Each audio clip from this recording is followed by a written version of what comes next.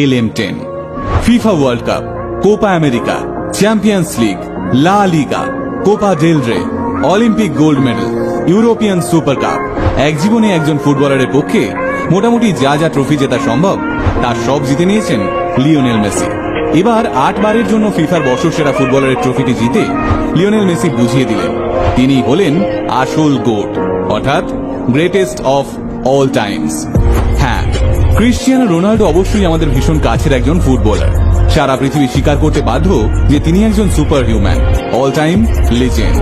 কিন্তু আজ রোনাল্ডোর ফ্যানরাও বলতে বাধ্য যে মেসি একজন সত্যিকারের জাদুকর, যে জাদুকরের জাদুতে আচ্ছন্ন 8 থেকে 80 সকলে।